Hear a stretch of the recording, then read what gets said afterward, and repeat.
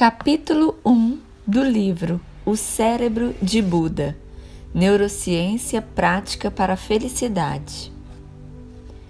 O cérebro que se transforma. As principais atividades do cérebro fazem transformações nele mesmo.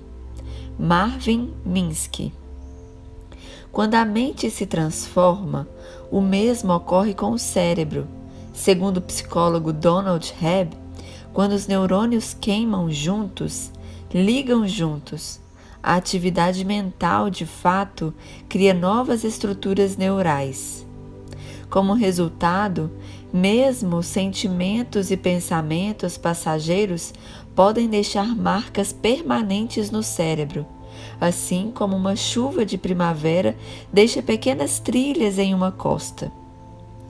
Motoristas de táxi de Londres, por exemplo, cujo trabalho exige memorizar inúmeras ruas tortuosas, desenvolvem um hipocampo, região essencial para o registro de memórias visuais e espaciais, maior, uma vez que essa parte do cérebro é mais solicitada. Conforme você se transforma numa pessoa mais feliz, a região frontal esquerda do cérebro se torna mais ativa. O que passa na mente molda o cérebro. Dessa forma, você é capaz de usar a mente para melhorar o cérebro, o que beneficiará a sua existência, bem como as pessoas com quem se relaciona. Esse livro tem o propósito de mostrar como isso é possível.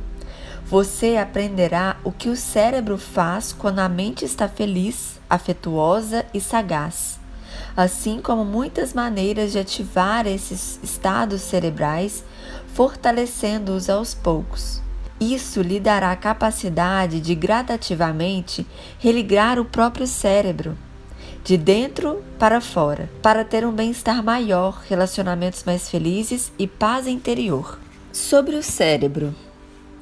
É formado de 1,4 kg de um tecido semelhante a um tofu, que contém 1,1 trilhões de células, incluindo 100 bilhões de neurônios.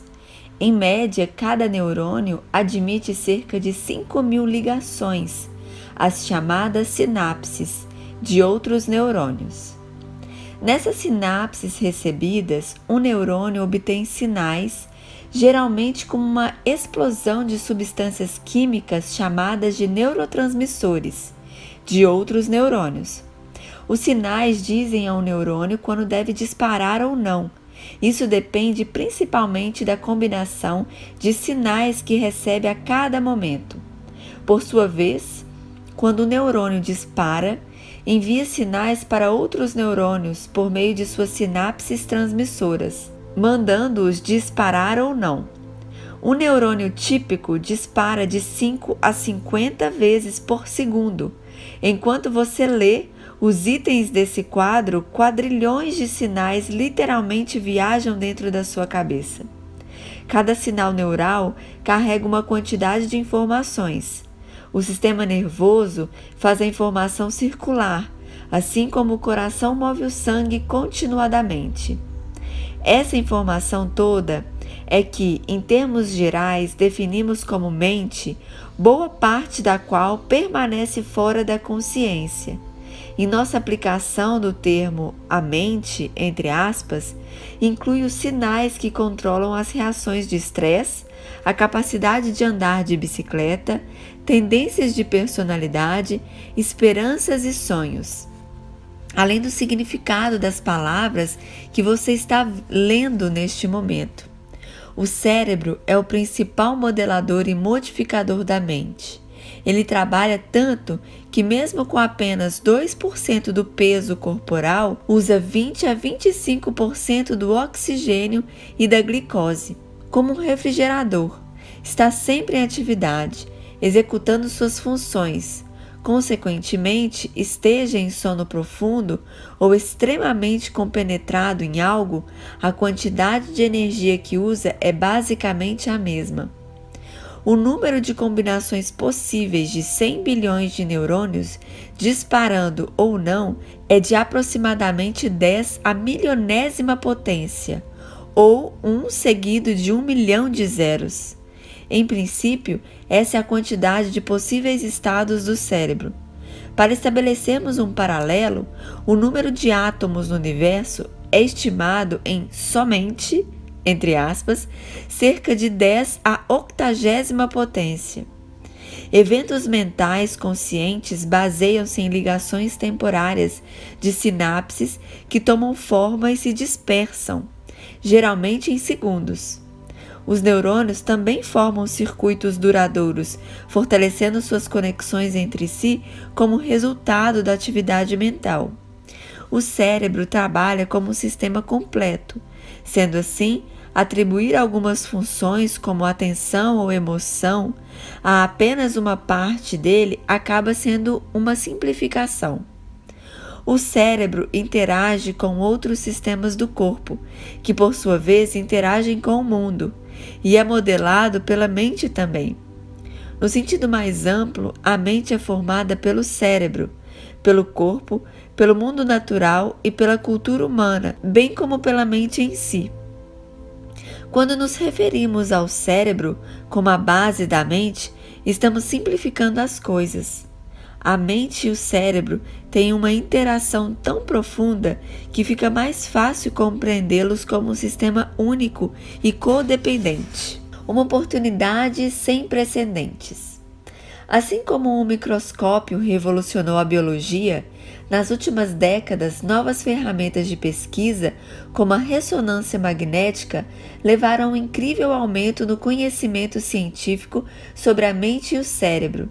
Em consequência, hoje dispomos de mais meios de nos tornar mais felizes e competentes na vida cotidiana. Ao mesmo tempo, há um interesse cada vez maior em relação às tradições contemplativas, as quais vêm explorando a mente, e portanto o cérebro, por milhares de anos, tranquilizando a mente/cérebro o suficiente para captar suas manifestações mais discretas e desenvolvendo meios sofisticados de transformá-los. Se você quer se destacar em alguma atividade, isso ajuda a estudar aqueles que já dominaram tal habilidade, como um top chefs de programas de televisão, se você gosta de cozinhar. Assim, se o objetivo é ter mais força interior, ser mais feliz, mais sensato e tranquilo, é uma boa ideia aprender com pessoas que praticam atividades contemplativas, legais ou monásticas, que já se dedicaram verdadeiramente ao cultivo dessas qualidades. Embora o termo contemplativo, entre aspas, soe um tanto exótico, você provavelmente já esteve nesse estado caso tenha meditado, rezado ou simplesmente admirado as estrelas, imbuído de um sentimento de admiração. O mundo tem muitas tradições contemplativas, a maioria das quais associadas com suas religiões principais, como o cristianismo, o judaísmo, o islamismo, o hinduísmo e o budismo. Este último despertou maior interesse na ciência. Como ela, o budismo incentiva as pessoas a não crer apenas em uma coisa e também não exige que se acredite em Deus. Além disso, tem uma representação detalhada da mente, que combina bem com a psicologia e a neurologia. Por esse motivo, mas com grande respeito por outras tradições contemplativas, abordaremos particularmente as perspectivas e técnicas budistas.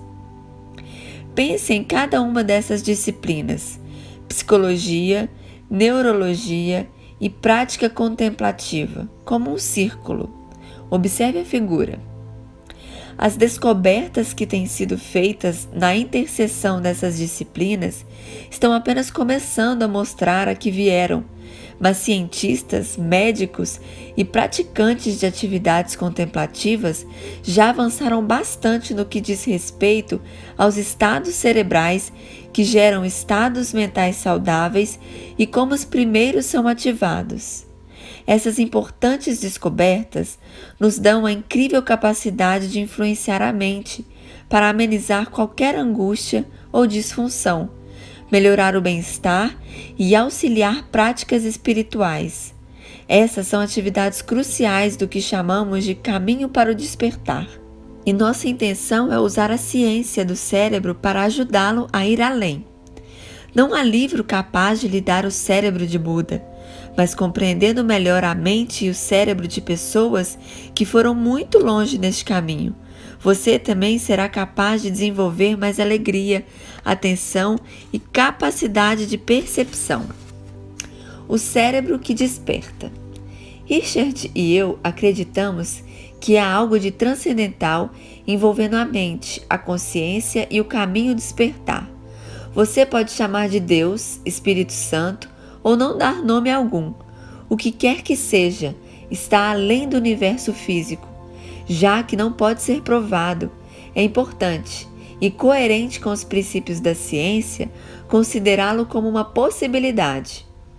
Posto dessa maneira, cada vez mais estudos mostram o quanto a mente depende do cérebro. Por exemplo, à medida que o cérebro se desenvolve na infância, a mente o acompanha. Se o cérebro sofre alguma lesão, a mente é prejudicada. Mudanças sutis na química cerebral causam alterações de humor, concentração e memória. O uso de atrativos poderosos para suprir o sistema límbico, que processa as emoções, muda o modo como as pessoas fazem julgamentos morais. Até mesmo algumas experiências espirituais têm correlação com atividades neurais. Qualquer aspecto da mente que não seja transcendental deve contar com os processos físicos do cérebro. A atividade mental, consciente ou não, é a representação da atividade neural, assim como uma imagem do pôr do sol na tela do computador é o resultado de um padrão de cargas magnéticas em seu disco rígido. Independentemente de possíveis fatores transcendentais, o cérebro é condição necessária e proximal suficiente para a mente. É apenas proximalmente suficiente porque o cérebro se encontra alojado em uma rede maior de causas e condições biológicas e culturais e afetado pela mente. Ninguém sabe exatamente como o cérebro gera a mente, ou de que modo, conforme afirma Dan Siegel, a mente usa o cérebro para formar a mente. Há quem diga que as grandes questões científicas que ainda restam são: o que causou o Big Bang? Qual é a principal teoria unificada que integra a mecânica quântica e a relatividade geral? Em qual é a relação entre a mente e o cérebro, especialmente no que diz a respeito à experiência consciente? Essa última aparece junto com as outras por compartilhar o mesmo grau de dificuldade de resposta e importância. Recorrendo a uma analogia, depois de Copérnico, a maioria das pessoas instruídas admitiu que a Terra girava em torno do Sol, mas ninguém sabia de que forma isso ocorria. Cerca de 150 anos mais tarde, Isaac Newton desenvolveu as leis da gravidade, explicando em parte essa movimentação da Terra. Então, passados mais 200 anos, Einstein aperfeiçoou a explicação de Newton pela teoria da relatividade geral. Pode levar 350 anos, ou até mais, para entendermos de fato a relação entre o cérebro e a mente. Mas enquanto isso, uma hipótese razoável é a de que a mente é o que o cérebro faz. Assim, uma mente que desperta é um cérebro que desperta. No decorrer da história, homens, mulheres e grandes mestres anônimos cultivaram estados mentais extraordinários, produzidos por extraordinários estados cerebrais. Por exemplo, quando praticantes tibetanos experientes entram em meditação profunda, criam ondas cerebrais gama de atividade elétrica, notavelmente poderosas e penetrantes, nas quais regiões excepcionalmente grandes de estado neural real pulsam em sincronia de 30 a 80 vezes por segundo, integrando e unificando grandes territórios da mente. Então, com grande reverência ao transcendental, nós nos limitaremos à estrutura da ciência do Ocidente e veremos o que a neuropsicologia moderna iluminada pela prática contemplativa, tem a oferecer no que se refere a métodos eficazes para conquistarmos maior felicidade, amor e sabedoria. É preciso deixar bem claro: tais métodos não substituem as práticas espirituais tradicionais. Você não precisa de um eletroencefalograma ou de um doutorado em neurociência para avaliar sua experiência e o mundo e se tornar uma pessoa melhor e mais feliz. Contudo, saber como influenciar o próprio cérebro pode ser muito útil, sobretudo para aqueles que não têm tempo para práticas intensivas, como viver 24 horas por dia a vida reclusa em um mosteiro. As origens do sofrimento. Embora a vida tenha muitos prazeres e alegrias, há também inúmeras preocupações e tristezas. O lastimável efeito colateral de 3 estratégias que evoluíram para que os animais, incluindo nós mesmos, conseguissem passar seus genes adiante. Para a sobrevivência em si, essas estratégias funcionam bem, mas causam sofrimento, o que vamos explorar a fundo nos próximos capítulos. Resumindo, sempre que uma estratégia encontra um problema, sinais de alarme desagradáveis, às vezes até agonizantes, pulsam pelo sistema nervoso para manter o animal em seu caminho. Só que problemas surgem o tempo todo, já que cada estratégia tem contradições inerentes, como quando o animal tenta separar o que está conectado, com o objetivo de criar uma divisa entre ele e o mundo, estabilizar o que está em constante transformação para manter seus sistemas internos sob controle e prender-se a prazeres transitórios e escapar de sofrimentos inevitáveis para aproximar-se de oportunidades e evitar ameaças. A maioria dos animais não tem um sistema nervoso complexo o suficiente para permitir que esses alarmes se tornem verdadeiros infortúnios. No entanto, nosso cérebro, muito mais desenvolvido, é um solo fértil para uma safra inteira de sofrimento. Somente o homem se preocupa com o futuro, arrepende-se do passado e culpa a si mesmo pelo presente. Ficamos frustrados quando não conseguimos algo que queremos e desapontados quando algo de que gostamos chega ao fim. Sofremos aquilo que sofremos. Ficamos aborrecidos quando sentimos dor, com raiva em relação à morte, tristes por acordarmos tristes mais um dia. Esse tipo de sofrimento que acompanha muito de nossa infelicidade e descontentamento é o cérebro que constrói. É ele que inventa. O que é irônico, pungente, é absolutamente esperançoso. Afinal, se o cérebro é a causa do sofrimento, pode ser também sua cura. Virtude, atenção plena e sabedoria. Há mais de 2000 anos, um jovem chamado Siddhartha, ainda não iluminado nem conhecido como Buda, passou muitos anos treinando a mente e, portanto, o cérebro. Na noite de seu despertar, ele olhou fundo na mente, que refletiu e revelou as atividades ocultas de seu cérebro, e viu ali tanto as causas do sofrimento como o caminho para libertar dele. Então, por 40 anos, vagou pelo norte da Índia, ensinando a todos o que estivessem dispostos a ouvir, como acalmar os impulsos da ganância e do ódio para viver com integridade, manter a serenidade e concentrar a mente para enxergar o que está por trás da desordem e desenvolver uma percepção livre.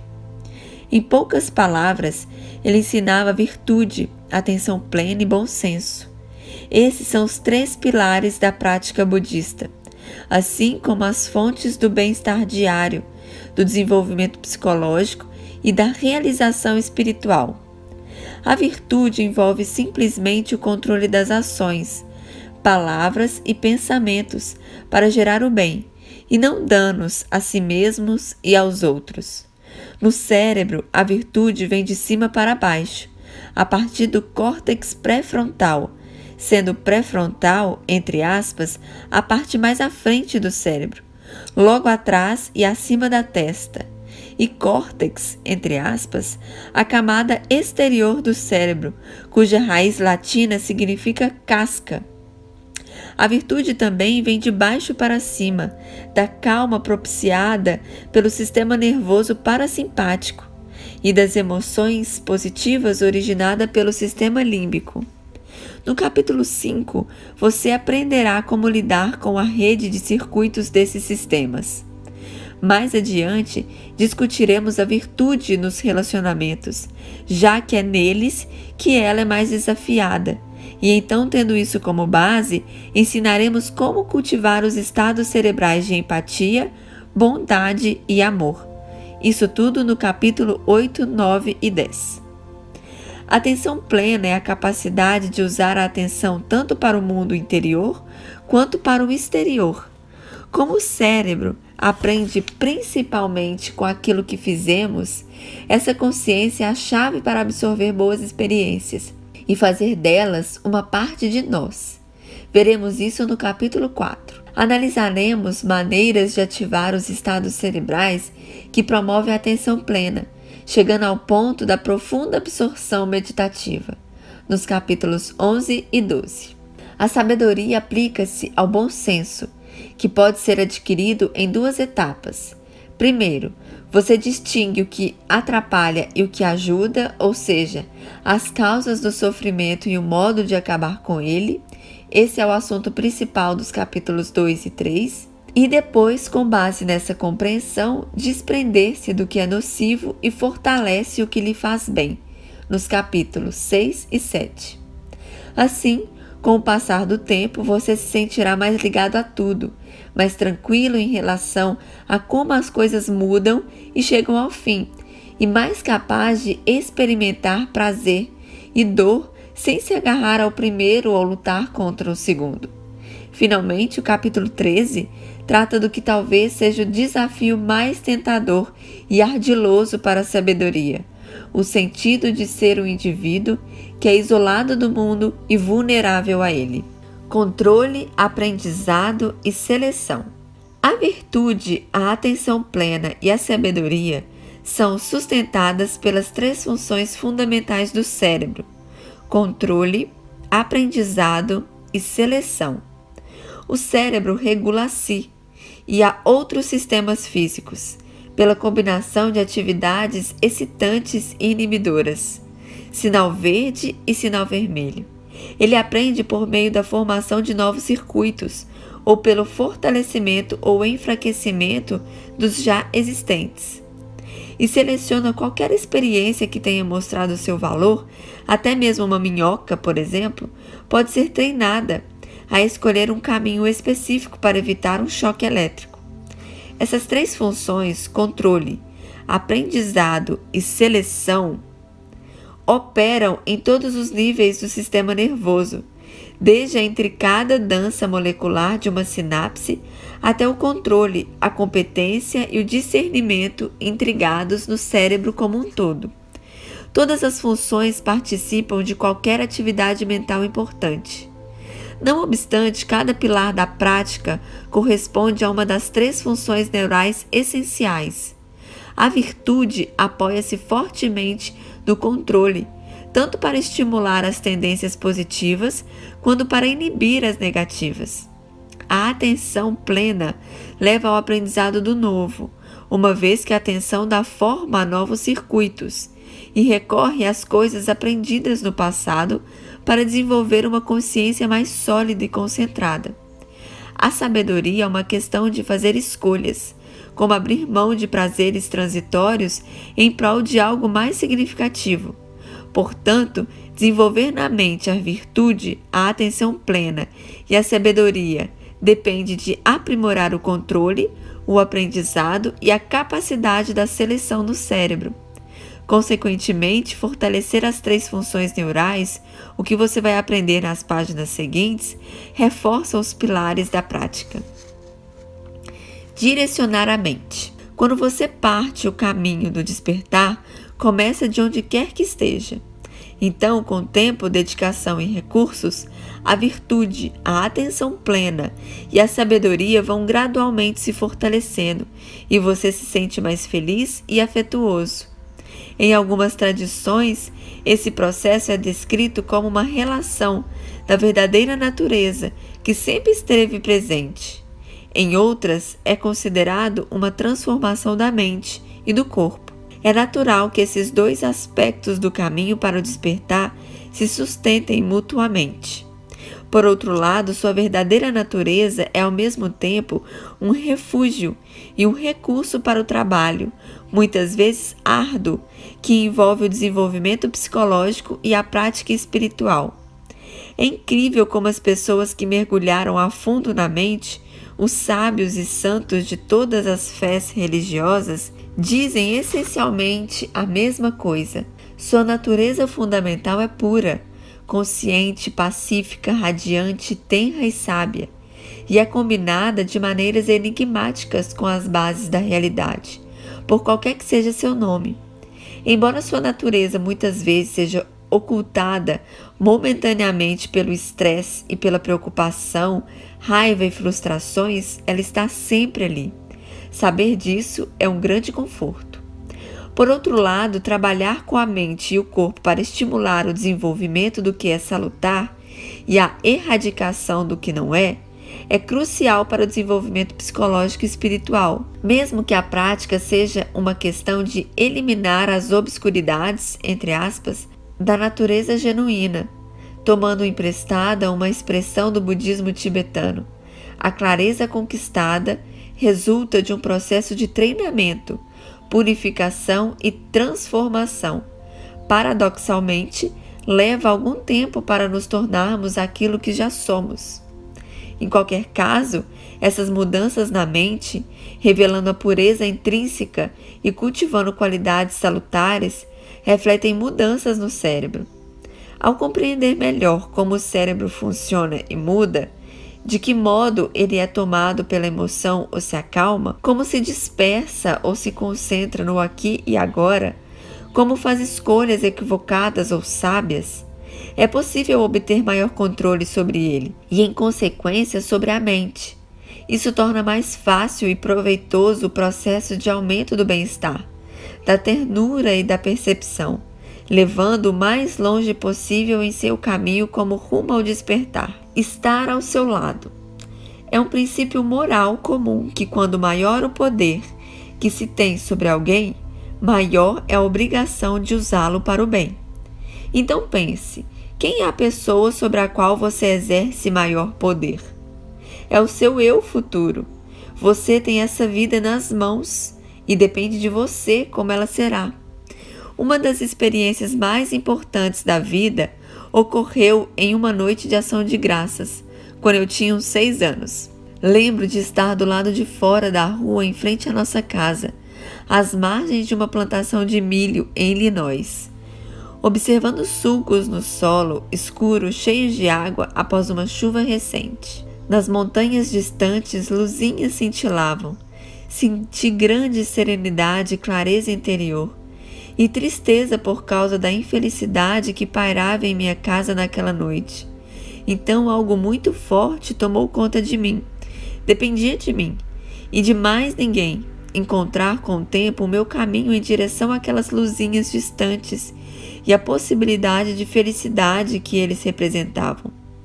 Esse momento me marcou até hoje, por ter me ensinado o que está e o que não está sob o nosso controle.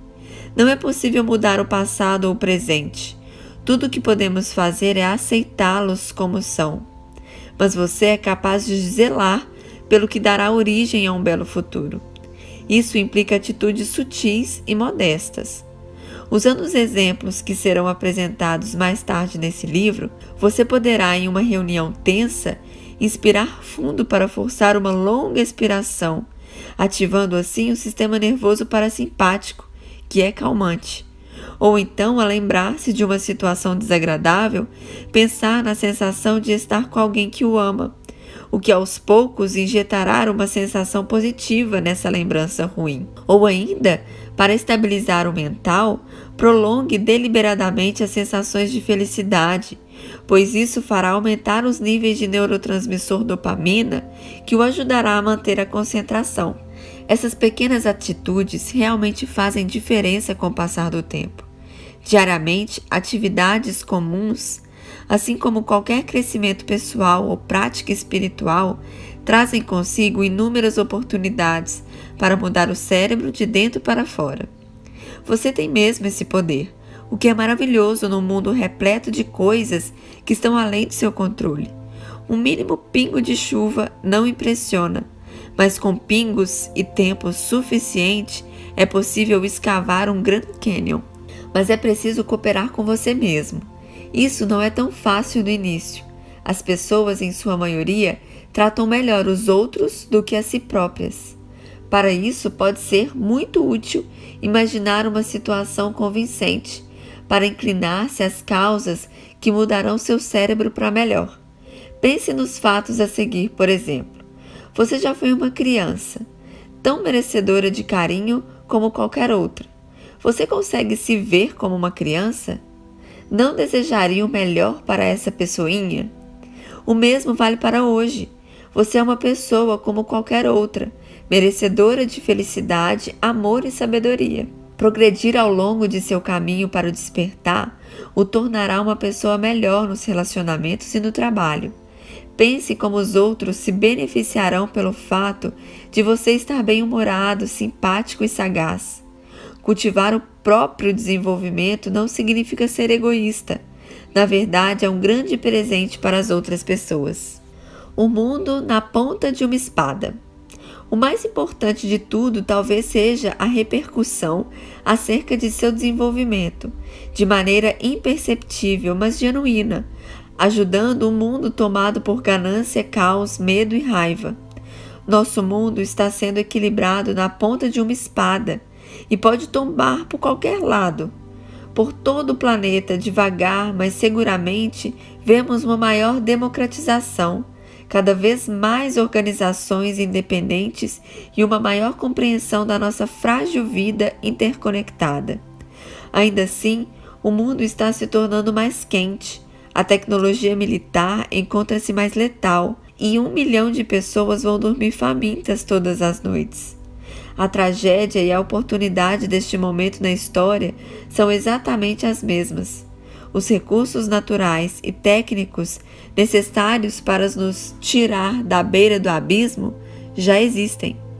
Não se trata de falta de recursos, mas de falta de determinação e prudência, de atenção ao que realmente está acontecendo e de egoísmo esclarecido. Uma deficiência, em outras palavras, de virtude, atenção plena e sabedoria. Quanto mais nos tornamos hábeis com a mente e, portanto, com o cérebro, maior a possibilidade de o nosso mundo se direcionar para um caminho melhor. Capítulo 1. Pontos-chaves. O que acontece com a mente transforma o cérebro, seja de maneira temporária, seja duradoura. Neurônios que queimam juntos ligam juntos, e o que ocorre no cérebro muda a mente, uma vez que ambos formam um sistema integrado. Portanto, você pode usar a mente para mudar o cérebro e beneficiá-la, e a todos os indivíduos ao seu redor. As pessoas que praticam a fundo as tradições contemplativas são os atletas olímpicos, entre aspas, da mente. Aprender como a mente e o cérebro foram treinados abre muitos caminhos para conquistar mais felicidade, amor e sabedoria. O cérebro evolui para ajudá-lo a sobreviver, mas suas 3 estratégias básicas de sobrevivência também são responsáveis pelo sofrimento. A virtude, a atenção plena e a sabedoria são as bases do bem-estar diário, do desenvolvimento pessoal e da prática espiritual. Elas estimulam as 3 funções neurais fundamentais: regulação, aprendizado e seleção. O caminho para o despertar envolve a transformação da mente/cérebro e a revelação da nossa maravilhosa natureza que sempre esteve presente. Pequenas atitudes positivas diárias se tornam grandes mudanças com o passar do tempo, à medida que você constrói novas estruturas neurais gradualmente. Para manter-se assim, é preciso cooperar sempre com você mesmo.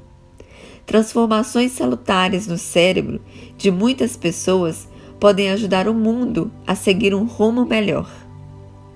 No próximo vídeo, entraremos na parte 1, as origens do sofrimento, com o capítulo 2, a evolução do sofrimento.